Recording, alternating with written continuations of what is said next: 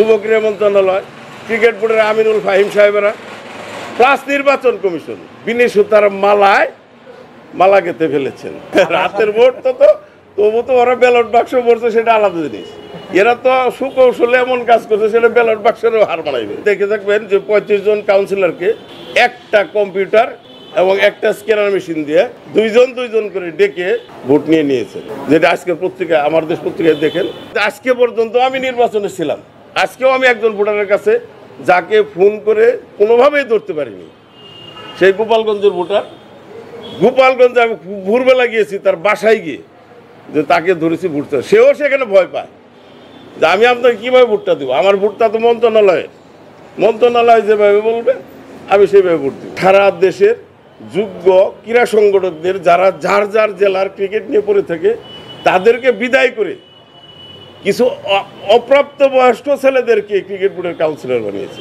বিগত 5 তারিখের পর আসিফ মাহমুদ সচিব ভুইয়া দায়িত্ব নেওয়ার পর যেভাবে অ্যাডহক কমিটি সারা দেশে সাজিয়েছেন, খোঁজ নিয়ে দেখেন জেলা প্রশাসক, বিভাগীয় কমিশনারগুলো এই অ্যাডহক কমিটি নিয়ে বিরক্ত।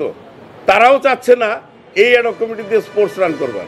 স্পোর্টস বাংলাদেশের অলরেডি মুখ থুবড়ে পড়ে গেছে, জেলা বিভাগের স্পোর্টস। ওনার বিদায়টা পলাতক অবস্থার মধ্যে দিয়ে হয়েছে, কিন্তু উনি সফল।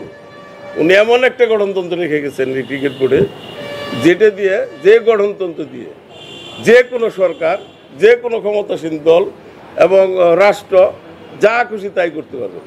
যখনই কোনো ফেডারেশনের নির্বাচন হয় তখন ওই জেলার কাউন্সিলরদের জামায় খুবই যত্ন সহকারে ওই নির্বাচন চলাকালীন সময় ঢাকার সংগঠকেরা তাদেরকে গ্রহণ করে, যে নির্বাচন শেষ আর ফোন পর্যন্ত ধরে। নির্বাচন হওয়ার আগেই নির্বাচন শেষ হয়ে গেছে। ভোটটা কি?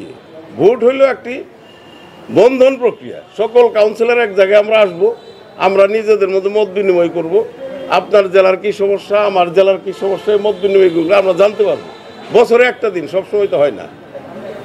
সুন্দরভাবে ভোট দিব, যারা জিতবে তাদের অভিনন্দন জানাবো, যারা হারবে তাদেরকে সমবেদনা জানাবো, এই তো ভোট। কিন্তু ভোট কি এই হচ্ছে? আমি এখন আমার প্রতিদ্বন্দ্বী 2 জন প্রার্থী সম্পর্কে বলতে চাই। আমিনুল ইসলাম বুলবুল সাহেব, ওনার উচিত হয়নি এই ঢাকা বিভাগীয় আঞ্চলিক ক্রীড়া সংস্থাকে প্রার্থী হওয়ার। উনি কোনোদিনই ঢাকা বিভাগের কোনো জেলারই কোনো সদস্য ছিলেন না, কোনো জেলারই কোনো ক্রিকেট নিয়ে উনি কাজ করেন নাই। আমি চ্যালেঞ্জ করতে পারি, আপনারা যদি দেখাইতে পারেন কোনো জেলার একটা ক্রিকেট নিয়ে উনি একদিন ঢাকা বিভাগের মত বিনিময় করেছে অতীতে, প্রেসিডেন্ট হওয়ার আগে। যা বলবেন তাই মেনে নেব। উনি যদি অ্যাডহক কমিটির সাথে কাজই করতে চাইতেন, মেম্বার উনি আগেই হতে পারতেন, 5 তারিখের পরেই হতে পারতেন। মেম্বার হয়েছেন নির্বাচন শুরু হলে, অ্যাডহক কমিটির মেম্বার হয়েছেন এবং কাউন্সিলর হয়েছেন, এবং উনি চিঠি দিয়ে সকল জেলায় অ্যাডহক কমিটির বাধ্যবাধকতা নির্ধারণ করেছে। একই প্রকার নাজমুল আবেদিন ফাহিম ঢাকা জেলা ক্রীড়া সংস্থায় উনি কবে, কোন সময়, কোন উপজেলায়, ঢাকার কোন গিয়ে কোন সময় মেম্বার ছিলেন, কোন খেলা পরিচালনা করছেন আমি একটু জানতে চাই। উনি ওই একই প্রক্রিয়ায় ঢাকা জেলা ক্রীড়া সংস্থা অ্যাডহক কমিটির মেম্বার হয়েছে। রাজবাড়ী জেলার কাউন্সিলর, খোঁজ নিয়ে দেখেন, ফরিদপুর জেলার কাউন্সিলর, গোপালগঞ্জ জেলার কাউন্সিলর, গাজীপুর জেলার কাউন্সিলর, এরা বিগত কয়েকদিন যাবৎ হোটেল শেরাটনে অবস্থান করছেন। তাদের কি এতই পয়সা আছে? নিজের পয়সায় তারা হোটেল শেরাটনে অবস্থান করে ভোট পরিচালনা করছেন। এর নাম নির্বাচন?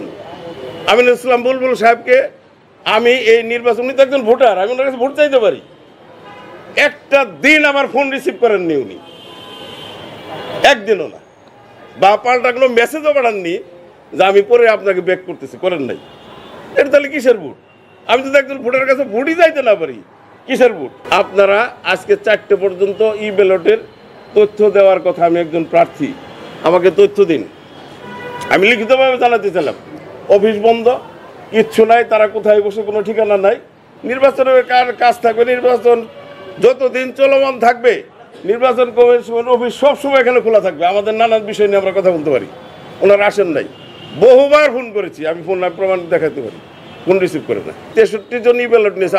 আমি বললাম যে আমার 63 জন তো জানা দরকার নাই, আমার দরকার আমার বিভাগে কতজন নিয়েছে, কে নিয়েছে, এই তথ্য আমি পেতে পারি। ওই তথ্য আমরা দিতে বাধ্য নই। আমি বললাম অবশ্যই বাধ্য। তাহলে বলেন আমাকে, আমি নির্বাচন থেকে সরে যাই। আমি গর্ব করে বলতে পারি, দুঃসময়েও আমি ক্রীড়াঙ্গনের পাশে থেকেছি, আসি, ভবিষ্যৎ থাকবো, এটা আমার নেশা, এটা আমার ধ্যান জ্ঞান। এই প্রক্রিয়ায় মনে হয় না নির্বাচন শেষ হয়ে গেলে ওনারা জেলার কাউকে চিনবেন। জেলার কোনো কাউন্সিলর আমার মনে হয় না ওই গেট পার হতে পারবে, এটা আমি বলতে পারি। তো জেলার পরিকল্পনা কিভাবে বাস্তবায়ন করবে না আমি জানি না। যতই আমরা বলি স্পোর্টস রাজনীতির বাইরে, আসলে কি তাই? অতীতে কোনো সময় কি আপনারা দেখছেন কোনো রাজনৈতিক সরকার এসে তাদের লোক ছাড়া স্পোর্টস পরিচালনা করছে? সেরকম আগামীতে যে নির্বাচন হবে, খুব বেশি না, খুব কাছেই নির্বাচন, সেই নির্বাচন যেই দল আসবে সেই দল যে তার মতো করে এই ক্রিকেট বোর্ড সাজাবে না তার কি গ্যারেন্টি আছে?